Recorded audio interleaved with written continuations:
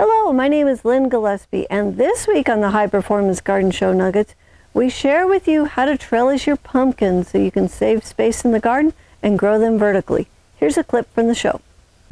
Alrighty, we are going to trellis these pumpkins. One of the questions I get about trellising pumpkins is, will the pumpkins fall off? And the answer is no. They have strong enough stems that you can hang a big pumpkin in the air and it will stay on.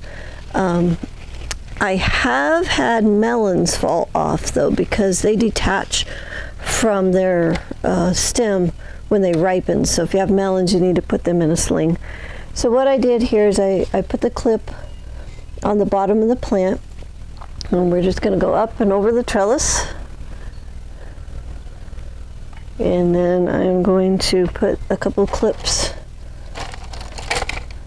on the top here to hold that up.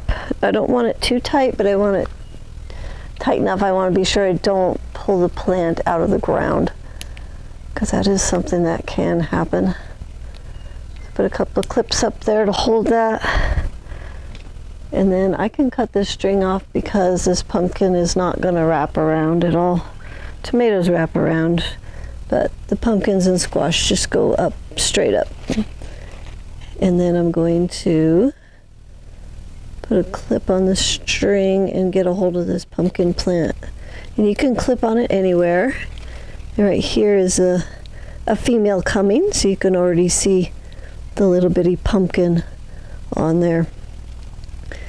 So that's all we need to do. And then as this plant grows, here's the growing tip. As it grows, we just keep clipping it up and up the string, and pretty soon it'll be to the top of the trellis. This clip is from the High Performance Garden Show Year 8, Week 15. If you'd like to watch the whole show, it's free, it's online, and you can enroll on our website at thelivingfarm.org/high-performance-garden-show.